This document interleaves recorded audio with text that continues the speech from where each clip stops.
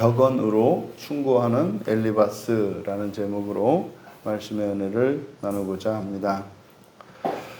이제 욥이 엘리바스의 충고를 듣지 않자 이제 엘리바스는 격언을 들어서 엘리바스에 대한 자신의 엘리바스의 욥의 그 고난의 원인이 바로 인과응보적이며 그의 죄로 말미암은 것임을 다시 한번 주장하고 있는 겁니다.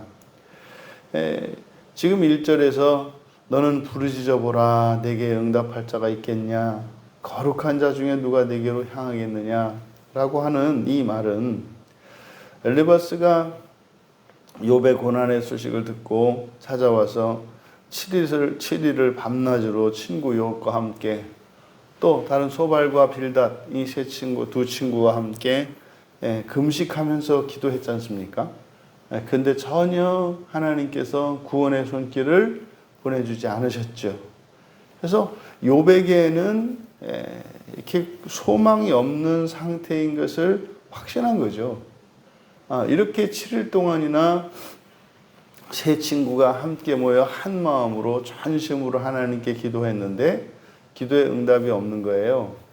그러니까 이것은 이제 엘리바스 생각에는 도저히 일어날 수 없는 일인데, 그러니까 이것은 그러면 이 문제는 분명히 욥으로 말미암은 것임을 확신하게 된 거지 않습니까? 그런 상태에서 그러니까 욥에게 이게 심각한 문제가 있구나, 이게 드러나지 않은 어떤 죄가 있구나라고 이제 확신을 한 거죠. 그 상태에서 이제 막 3장에서 욥이 이제 자신의 인생을 막 저주하고 죽음을 예찬하고 막 이제 쏟아내지 않습니까? 그러니까 지금 엘리바스의 입장에서는 지금 이 상태의 욥을 두고 볼 수가 없는 거예요. 그러니까 지금 회개하지 않으면 이제는 아예 그 누구도 욥을 동정하지도 않을 뿐더러 또 누구에게도 도움을 받을 수 없게 될 것임을 밝힙니다. 그러니까 사실은 이게 어쩌면 자신들이 떠나버릴 수도 있다는 얘기죠. 우리가 도우려고 하는데 그게 끝까지 말을 안 듣고 고집을 부리고 더구나 이렇게 하나님께 대해서 그렇게 막 대적을 하는 것처럼 그렇게 하면 너는 소망이 없다. 이렇게 지금 이제 자신의 의견을 밝힌 겁니다. 그래서 왜 이제 막 이렇게 부르짖어도 응답할 자가 없을 것이고 네가 정말 찾아갈 만한 사람이 없게 될 것이다. 이제 2절의 시작이 우리말 성경에는 빠져 있습니다만 이유를 설명해요. 왜냐하면 그러니까 1절에 엘리바스의 이 주장, 이 질문, 그거에 대한 답을 2절에서 밝히는 것인데, 왜냐하면 분노가 미련한 자를 죽이고 시기가 어리석은 자를 멸하기 때문이다. 그러니까 지금 엘리바스는 욥이 하는 이런 행동, 그것을 뭘로 보는 겁니까? 분노로 보는 거죠. 분노로 보는 겁니다. 그런데 여기서 이 분노가 미련한 자를 죽인다 그랬어요. 미련한 자를 죽인다. 그러니까 지금 욥을 엘리바스가 보기에 미련한 자로 보고 있고 또 그의 행동이 이것은 분노로 본단 말이죠. 근데 이 분노의 대상이 누굽니까? 하나님이잖아요. 이게 있을 수 없는 일이에요. 엘리바스가 보기에는. 그럼 여기서 이 미련한 자를 죽이고 시기가 어리석은 자를 멸한다. 근데 먼저 여기서 이제 미련한 자라고 할 때 미련한이란 말이 에윌이라는 말인데요. 에윌. 이 에윌이라고 하는 것은 그냥 단지 이렇게 지성적으로 뭐 이렇게 판단력이 떨어지는 뭐 이것이 아니라 이 에윌이라고 하는 말이 가지고 있는 의미는 이게 도덕적인 판단을 잘못하는 거예요. 그러니까 도덕적으로 나쁜 겁니다. 이 에윌이라는 말은. 그러니까 도덕적으로 나쁘고 또 이제 성경에 따르면 지혜를 경멸하고 훈계를 멸시하는 이런 바보. 그러니까 지금 자신이 이야기하는 그것이 지혜요, 훈계인데 그 말을 듣지 않는 욥이 그 말을 듣고 있지 않기 때문에, 그리고 욥이 하는 이 행동은 하나님께 분노를 표출하는 것이기 때문에 욥을 미련한 자라고 이야기를 한 겁니다. 그러니까 그 미련한 자가 내는 분노, 그러니까 이것은 상황을 악화시킬 뿐이라는 거죠.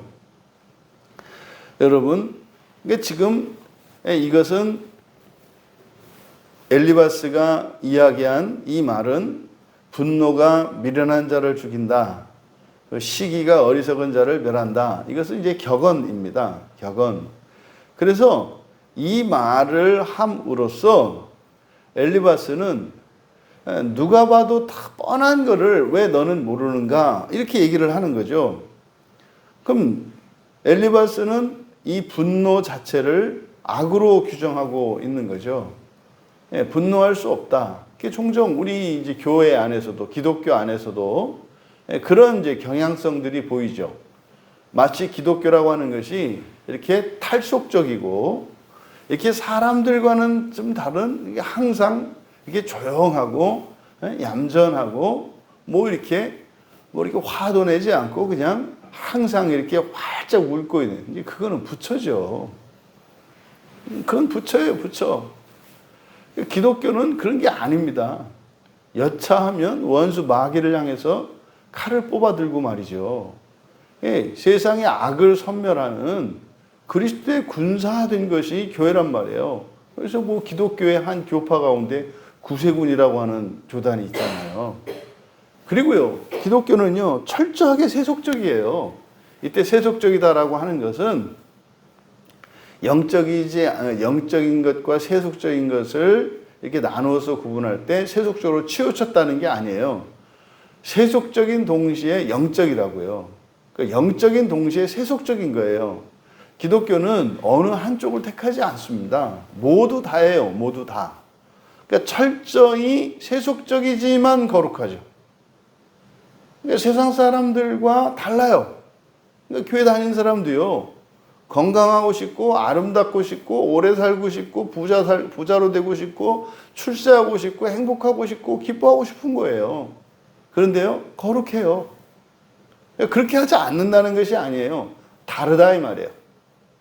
부자 되는 방법도 다르고 부자 되는 목표도 다르고, 자기가 추구하는 이런 행복의 조건들을 채우는 그것에 있어서 세상 사람들과 달라요. 우리가 이 세속적인 것들을 이루기 위한 것은요, 영적인 것에 비해서 부수적입니다. 그러니까 영적인 것으로 세속적인 것이 부수적으로 충족되도록 하죠. 그러니까 이게 은혜로 사는 삶이지 않습니까? 은혜로 사는 삶은요, 우리가 뿌린 대로 거두는 게 아니에요. 뿌린 대로 거두는 그것도 하나님의 은혜입니다만, 우리는 뿌리고 하나님이 거두게 하시는 거예요. 이게 은혜의 삶이거든요. 그러니까요, 우리도 세속적이에요, 그리스도인도. 근데 마치 그래서 이렇게 감정을 표출하고 하는 이런 일들이 마치 기독교인들에게는 어울리지 않는 것이냐, 그거는 성경에서 말하는 바가 아니라니까요. 여러분, 신명기 32장 19절과 열왕기상 15장 30절에 보면 여기에서 말하는 이 분노, 이거는 하나님도 분노를 하신다니까요. 하나님도. 여기에 사용된 분노는 카스라는 말이거든요. 이 하나님도 분노를 하세요. 그러니까요, 그거는 악한 게 아닌 거죠. 악한 게 아닌 거죠. 조금 의미는 다르겠습니다만 성경에서는 분명히 의로운 분노에 대해서 이야기를 하거든요. 오히려 의로운 분노는요, 하나님의 뜻을 이루는 선한 도구로도 사용이 된단 말이죠. 이렇게 하지만 엘리바스는 이 분노 자체를 악으로 규정하고 있다. 하지만요, 그렇지 않다는 거죠. 그렇지 않다는 겁니다. 우리가 이 첫 번째 격언, 분노가 미련한 자를 죽인다라고 하는, 이것은 문자적인 의미로는 분노하지 말라는 거죠. 화내지 말라는 거죠. 이것은 도덕적으로 뭐 그럴듯해 보인다 이 말이에요. 그리스도인이 화내면 안 되는 것인 것처럼 그렇지 않다 이 말이에요. 화내는 방법에 대해서 말하는 거죠. 어떤 사람들은 속으로 몰래 화내는 사람이 있고, 어떤 사람은 또 엉뚱한 데 가서 화내는 사람이 있고, 거기서 화내는 사람이 있고, 뭐 요게 다를 뿐이죠. 하나님이 우리를 창조하셨고, 우리들은 분명히 이 세상을 재창조하는 존재로, 창조적 존재로 하나님께서 우리를 만드셨는데, 그러한 감정 표현이 감정에 따른 이런 게 없으면 되겠습니까?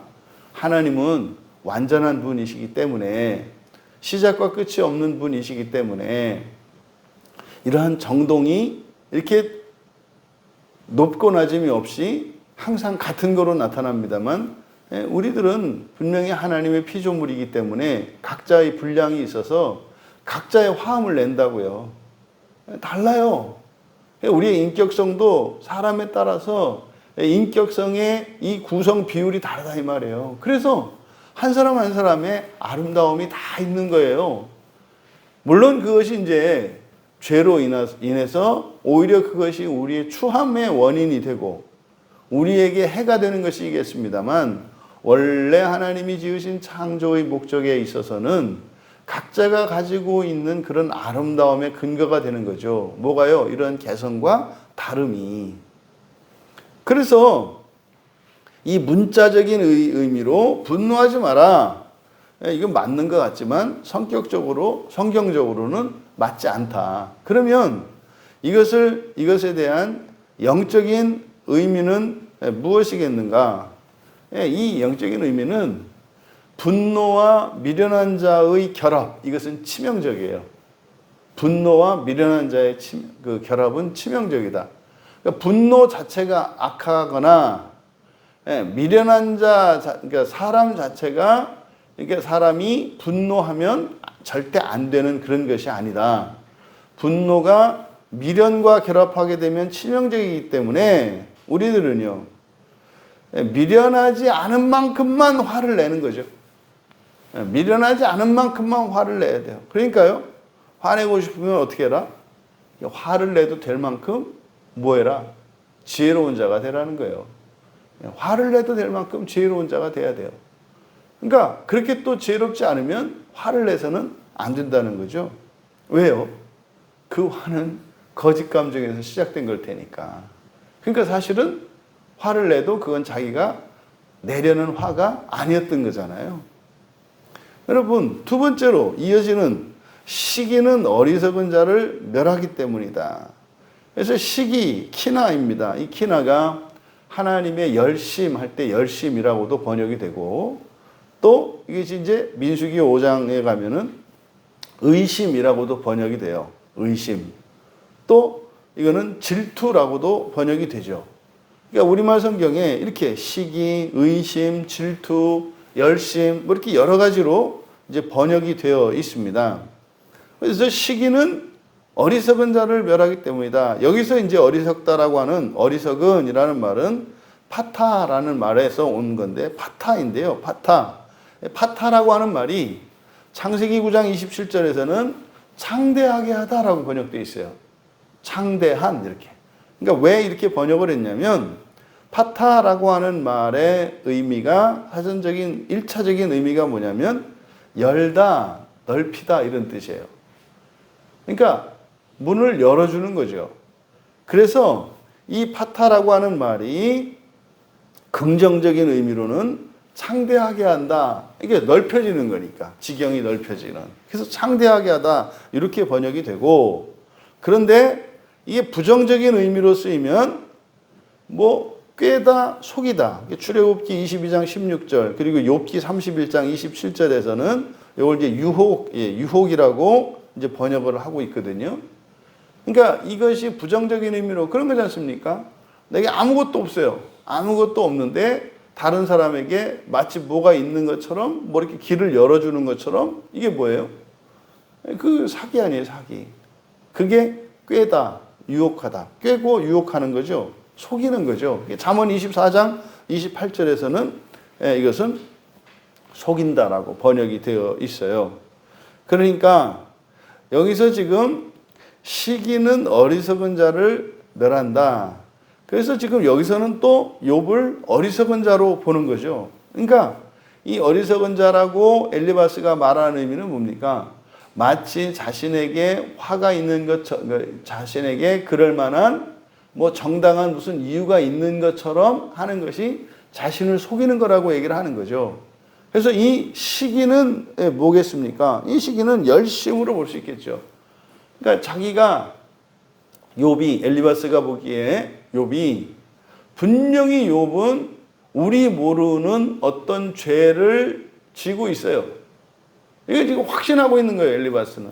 근데 이게 지금 빨리 회개되지 않으면 이게 지금 욥에게 더 큰 환란이 계속될 거고 이 환란이 끝나지 않을 거예요. 철저하게 엘리바스는 욥을 위해서 하는 거라고요. 욥을 위해서. 그러니까 이게 이제 우리들의 인간관계 속에서 일어날 때 이것을 잊으면 안 돼요. 특별히 가족이나 교회의 지체들이 누군가가 다른 누군가에게 이야기를 할 때, 조언이나 충고를 할 때 그 사람의 그 말 자체, 액면 그대로는 그게 황당한 말일 수도 있고 적실성이 없는 말일 수도 있고 틀린 말일 수도 있어요. 하지만 그 사람의 동기는, 그 사람이 말하고자 하는 목적은 선한 것이라는 것을 잊으면 안 돼요. 그래서 욥기를 볼 때 우리가 절대 놓치면 안 되는 부분이 바로 이 부분이란 말이에요. 여러분이 친구 관계가 그렇게 쉽게 상합니까? 그렇지 않잖아요. 더군다나 지금 이 고대 사회에 욥의 고난 소식을 듣고 천리길도 마다하지 않고 와가지고 욥의 그 고난에 참여하며 그를 위해서 금식하고 하나님께 구원을 청원하는 친구들이에요.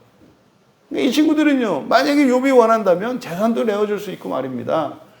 정말 목숨도 내어줄 수 있을 만한 그런 우정을 가진 친구들이라고 하는 것을 항상 우리가 기억해야 돼요. 이런 친구 흔치 않습니다. 흔치 않아요. 이런 친구가 고난당하고 있는, 그렇게 고통 속에 있는 친구를 막 그냥 무작정 저주하고 정죄만 할까요? 예, 그렇게 하고 있죠. 근데 정작 본인들은 그런 생각이 없어요. 이렇게 하지 않으면 친구를 구할 수 없다라고 하는 절박한 마음과 어떻게 해서든지 친구를 구하겠다고 하는 간절한 마음이 있다는 것을 우리가 잊어서는 안 된다. 그러니까 이 격언에 따르면 이렇게 시기는 어리석은 자를 멸하기 때문에 욥, 너는 지금 너 자신을 속이고 있고 하나님을 속이고 있다. 거기에서 그렇게 열심을 내면, 여기서 열심은 뭡니까? 시기라고 번역되어 있는데 이것은 앞에 분노를 말하는 거죠. 분노하는 것. 근데 그것을 엘리바스는 욥이 자신을 속이는 행위요, 하나님을 속이는 행위인데 그냥 조금 속이는 정도가 아니라 열심으로 속이고자 그렇게 분노한다고 이야기하는 거죠. 엘리바스에게 있어서 어떤 경우에도 하나님께 대해서 분노하는 일은 결코 용납될 수 없는 일이에요. 여러분, 우리가 이제 우리말 성경으로 보면 이제 바로 뒤에 시편으로 쭉 이어지잖아요. 시편에 있는 기도의 제목, 그 시편의 내용들을 보면 하나님께 막 성내고 막 하는 일이 없습니까? 비일비재하단 말이에요. 그러니까 이 우리 기독교 신앙의 또 중요한 하나의 특징이 뭐냐면 인격성이에요. 인격성이라는 게 뭐냐면 뭐 이렇게 좋게 대한다 이게 아닙니다. 서로의 말과 서로의 감정에 또 서로의 행동에 반응을 한다는 거예요. 이 기독교는 그래서 이 인격적이라고 하는 게 그런 겁니다. 그러니까요, 하나님이 뭐라고 말씀하시면 그 말을 듣고 어떤 대답을 한다고요. 또 우리가 어떤 감정을 느껴서 그 감정을 하나님께 토로했을 때 하나님이 그 감정에 공감을 하세요. 공감을 하시고 그에 대해서 어떠한 반응을 하신다고요. 이게 인격적이라는 거거든요. 그러면요, 하나님은 절대적으로 높으신 분이고 우리는 절대적인 약자이고 정말 피조물이기 때문에 하나님과 우리 사이에 뛰어넘을 수 없는 어떤 차이점, 그러니까 어떤 차별이 있다고 생각한단 말이에요. 이게 일반적으로 가지고 있는 신관이죠. 기독교인들 중에 적지 않은 분들이 가지고 있는 큰 오해, 그게 뭐냐면 하나님의 절대 주권을 강조하는 분들이에요. 하나님의 절대성, 하나님의 초월성을 강조하는 분들. 이제 그런 분들은 수사가 굉장히 화려합니다. 우리가 지난번에 성경 공부를 할 때 그 하나님의 속성에서 대해서 배울 때 보통 우리가 조직신학적으로 하나님의 속성을 공유적 속성, 비공유적 속성 이렇게 나눈단 말이에요. 그래서 공유적 속성에는요, 노타치죠. 그건 얼씬도 하지 말라 아니에요. 이 공유적 속성에는, 비공유적 속성에는. 왜? 그거는 하나님만의, 우리가 감히 넘을 수 없는 하나님만의 고유한 속성, 하나님이 하나님 되시는 것이기 때문에 그것은 우리가 건들면 안 된다 이렇게 생각을 하잖아요. 그러면요, 그걸 한번 그런 관점으로 이제 하나님의 속성을 이렇게 구분을 해서 설명을 하는데 그 말을 가지고 그러면 성경을 판단해 보자고요. 그럼 성경 안에 하나님이 그렇게 말씀하신다는 거죠. 나는 너희들보다 잘났어. 절대로 너희들은 나를 따라올 수 없어. 그걸 말로 하신다고요. 그것도 문자로 기록을 해가지고 이거는 나만의 것이니까 너희들은 절대로 이거는 흉보면 안 돼. 뭐 이렇게 하신다고요. 여러분, 하나님이 금하시는 것은 법을 통해서 금하시죠. 에덴 동산에 선악의 지혜를 알게 하는 나무를 드셔서 먹지 마. 이렇게 말씀을 하시죠. 이거 먹으면 그거로 인해서 너희도 죽는다. 이런 방식으로 하나님은 우리를 인도하시지 존재론적으로 이렇게 가르지 않으신단 말이에요. 그런데 우리 기독교 안에 일부의 사람들이 온갖 이 수사로만 하나님의 영광과 하나님의 절대주권에 대해서 얘기해요. 그러면요, 가르치는 자 입장에서는 너무 쉽습니다. 간단하거든요. 여러분은 어떤 경우에도 하나님께 대적하지 마시고 죄짓지 마시고 하나님 말씀에 토도 달지 마시고, 여러분 이해가 안 되는데 어떻게 토를 안 달아요? 에?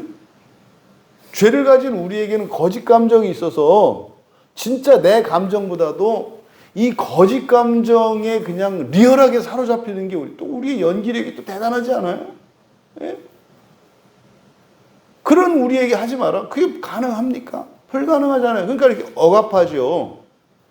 그건 인격적인 게 아니라니까요. 왜 기독교에서 이렇게 신자들이 엉덩이에 뿔이 나고 세상에 하나님을 쥐락펴락하고 하느냐면, 그게 가능하냐면 죄인이기 때문에 그런 게 아니라, 죄인이라 그래서 여러분 하나님한테 그렇게 할 수 있겠어요? 죄인이면 더 못하는 거예요. 하나님이 인격적인 분이시기 때문에. 그래서요, 그러니까 망발이나 이런 불순종과 대적까지도 하나님이 허용하시는 거예요. 그걸 통해서 깨닫게 하시죠. 아, 내가 못된 놈이로구나. 아, 내가 정말 어리석은 자고 미련한 자구나. 이걸 깨닫게 하시죠. 왜요? 그런 실수를 통해서, 범죄를 통해서 우리의 존재의 취약성을 알게 하신단 말이에요. 그리고 그것은 심판의 어떤 심판을 위한 것이 아니라 우리를 온전하게 하시기 위한 거죠. 그렇게 해서 우리가 회개하고 우리의 이런 불완전성을 인식하고 하나님께 용서를 구하며 완전하게 하여 주시기를 간구할 때 하나님이 고쳐주신단 말이에요. 그리고 욕은 욕대로 다 드시고, 그리고 고쳐주시는 것도 하나님인데, 우리가 승질은 승질대로 부리고, 그리고 단지 회개하고 간구했다고 하는 그것 때문에 우리가 했다고 하신단 말이에요. 욕은 욕대로 다 먹고, 일은 일대로 하나님이 다 하시고, 못된 짓은 다 하고, 우리는 그렇게 했음에도 불구하고 오히려 하나님은 공을 스스로 차지하시는 것이 아니라 네가 했다 그런단 말이에요. 네가 했다. 이게 하나님이거든요. 이게 이해가 안 되는 거예요. 그러니까요, 절대적 신관, 초월적 신관이 우리에게는 쉽게 납득이 돼요. 그러니까 뭐 절대주권 너무 그러지 마라. 절대주권이라는 게 여러분 철이 들고 감정도 좀 제대로 이렇게 좀 되고 그래야 그게 무슨 말인지 아는 거지. 여러분 자식이 이렇게 다 머리가 커서 부모에게 효도하게 되는 것이 그게 뭐 배워서 이렇게 해서 되는 겁니까? 효도의 기본은 잘하는 게 아니에요. 잘하는 게 기뻐야 되는 거예요. 효자가 되려면 잘하는 게 기뻐야 돼요. 우리가 누구를 사랑하려면 사랑하는 행위나 실천이 중요한 게 아니에요. 그것이 나의 기쁨이 되고 나의 영광이 돼야 돼요. 그러니까 그것이 누구를 위해서 하는 거여야 돼요? 나 자신을 위해서 하는 것이어야 해요. 나는 꼭 참고 이렇게 그거 이 다음에 기름종이 끓인 건 나중에 다 끓인다니까요. 내가 옛날에 이거 했는데 누가 하라 그랬나? 그 사랑이라는 것도 그런 거죠. 여러분, 분노하는 일은 위험성이 있어요. 미련한 것과 만나면 이것은 엄청난 해를 입힌다고요. 또 그런 일에 열심을 내잖아요. 그런 일에 열심을 내게 되면 또 거기다가 기준도 없어. 언제 화를 내야 할지, 누구에게 화를 내야 될지 이것도 없어. 그냥 열심만 있어. 그러면은요, 멸망당한다니까요. 죽는다니까요. 그건 맞죠. 하지만 엘리바스가 가지고 있는 하나님과 우리 사이를 엄격하게 구분하려고 하는 이게 초월적 신관이죠. 예배를 받으시는 하나님과 예배하는 우리라고 하는 이분법적 사고는 이 하나님의 인격성에 위배되는 것이다. 이어서 3절과 4절에 3절에서 5절까지는 그의 과거의 영적 체험들을 그가 체험한 내용들을 가지고 이제 욥에게 경고를 합니다. 3절은 내가 미련한 자가 뿌리내는 것을 보고 그의 집을 당장에 저주하였노라. 이것은 지금 욥이 겪고 있는 이 재앙은 죄와 저주의 결과라고 하는 주장을 우회적으로 표현하지만 내가 경험한 것이기 때문에 확실하다라고 하는 직접적이고 아주 확신에 차 있어요. 그러니까 지금 이 3절에서 얘기하는 건 그런 거잖아요. 미련한 자, 앞에서 얘기했던 그 미련한 자 아닙니까? 그러니까 도덕적으로 잘못된 거죠. 그러니까 범죄하는 거죠. 지금 엘리바스는 욥을 염두에 두고 있어요. 근데 과거에 내 주변에 너 같은 누군가가 있었어. 그때 내가 그 사람을 봤는데 그 사람을 보고 저건 아니지 라고 생각을 했어. 이게 저주했다는 말이에요. 저건 잘못된 거야. 내가 지금 너한테 말하는 것처럼 그렇게 말을 했어. 그랬는데 말을 듣지 않았죠, 그 사람이. 말을 듣지 않았어. 경고를 듣지 않아서 그래서 이제 4절과 5절에 일이 일어났다는 거예요. 근데 이 얘기가 누구에게요? 욥에게요. 잔인한 겁니다. 지금 4절은 어떤 기억을 소환하고 있어요? 욥의 아들들이 죽었던 그때의 일들을 소환하고 있어요. 그의 자식들은 구원에서 멀고 성문에서 억눌리나 구하는 자가 없으며 지금 이 말을 엘리바스가 할 때 욥의 머릿속에는요 그 아들들이 하나하나 죽어나갈 때마다 종이 가지고 왔던 소식 우리가 상상할 수 있잖아요. 아들들이 어떻게 죽었는지 그거를 지금 다시 소환하고 있는 겁니다. 그러니까 너 봐. 내 아들들이 너 때문에 죽은 거야. 이거죠. 너 때문에 죽은 거야. 분명히 너에게 하나님께서 경고를 하셨을 건데 네가 듣지 않았기 때문에 그렇게 됐던 거야. 그리고 5절은요. 그의 재산과 관련된 거죠. 그의 재산을 다 빼앗긴 거.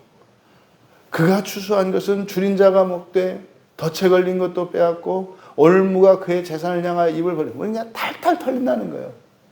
찌그러진 냄비 하나까지 다 뺏겠다라는 사실을 말하는 거예요. 지금 욥의 상황이죠. 욥은 지금 어떻습니까? 성에서 쫓겨나서 죄를 두는 곳에 거기서 악성 종기로 자신의 피부가 가려워서 기와장으로 몸을 긁고 있어요. 과연 지금 이 사람에게 과거에 그런 영화가 있었는가는 상상도 할 수 없는 그런 상황이죠. 그런데 이것이 무엇 때문이다? 그 경고에 귀담아 듣지 않았기 때문이다 라고 말하고 있는 겁니다.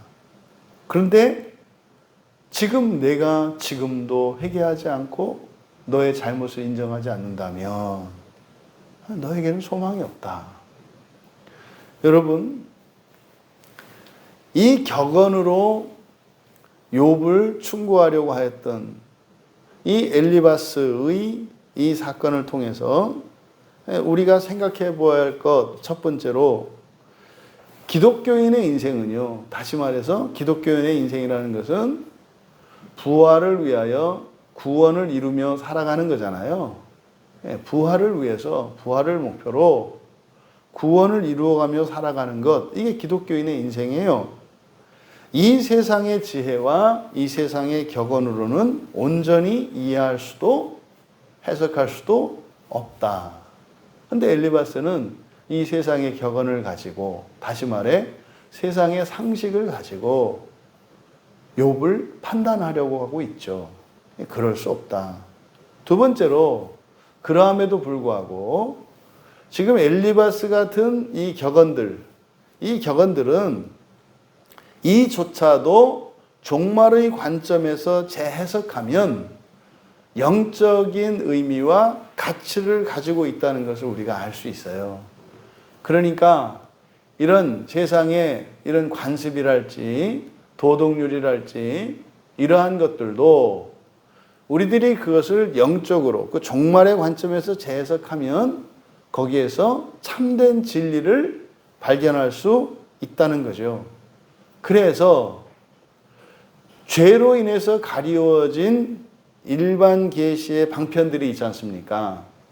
이런 것들도 은혜의 수단이 될 수 있는 거죠. 그러면 성경은 말입니다.